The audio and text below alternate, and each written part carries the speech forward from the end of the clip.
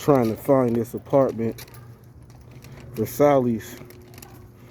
Man, the things you do for Sally's, but you do it because the tips are normally higher. But your boy is with a mission. These apartments are weird, but I'm gonna go find this thing. The mission is complete. The Eagle has landed. Getting this thing up here. What's going on? It's your boy Reese, back again with another one. More helpful information, more helpful tips for you guys when you guys are doing this driving thing. In 800 feet, turn right onto Alessandro Boulevard. Once again, before we get started, make sure you head and download the Get Upside app. Download right onto Alessandro Boulevard. The Get Upside app. This app is here for you. It's going to help you save money, put money back in your pocket, help save on gas. It's going to help you on grocery stores, help you at other locations also. It's not just for gas. Continue on Alessandro Boulevard for 8 miles. It's going to give you a good deal of savings. So download the Get Upside app, okay? Also, make sure when you drive, download the Car Advice. It's a way to go ahead and save and get you pretty good prices for all of your car and auto needs. Car Advice. Link also will be in the description. Now, what I want to talk to you guys about right here are the different zones when you drive. You have the AM shift, you have lunch, you have dinner. They set it up in zones on the app on how you actually get more points. Every food service or delivery app is different.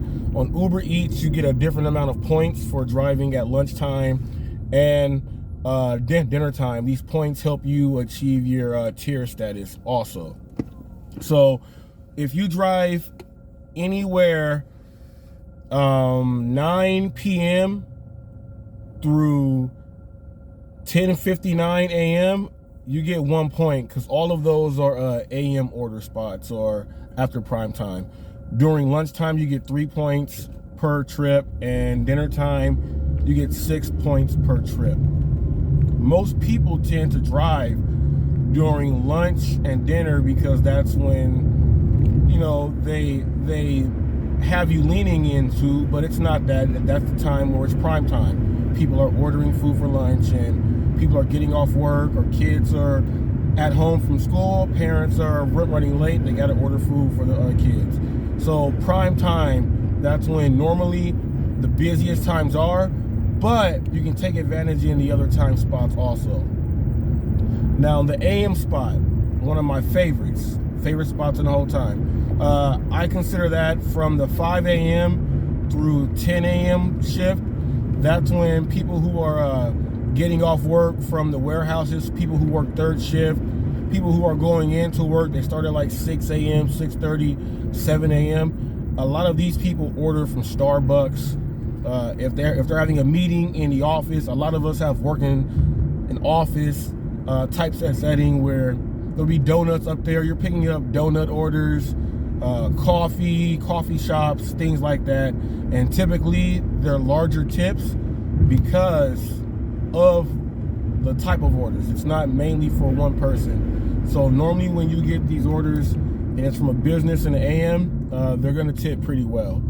Now, the activity is not going to be as frequent as lunchtime or even dinner time, but the payout is higher. Typically there's a surge because you're normally one of the few drivers who are actively out at that time. So you're going to get the orders no matter what because the other drivers are waiting for their prime time spots. But the AM spots are rich. Okay.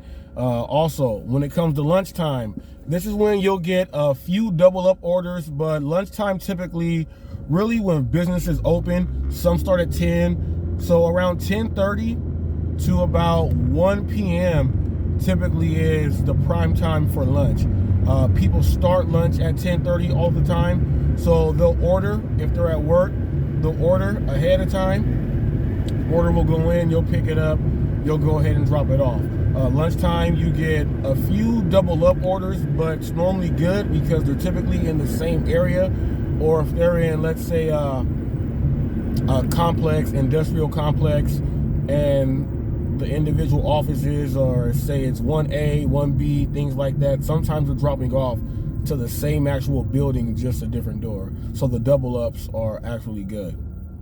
Now, at lunchtime, you're gonna get a lot of your El Pollo Locos, your Rubios, your places like that. Typically McDonald's, they are there, but most people who work in the office, they typically want to get the Cafe Rio, the Pollo Locos. They get the Dickey's barbecue. They tend to want to go ahead and get a better lunch when it comes in the office. I know when I was in the office, we used to compete.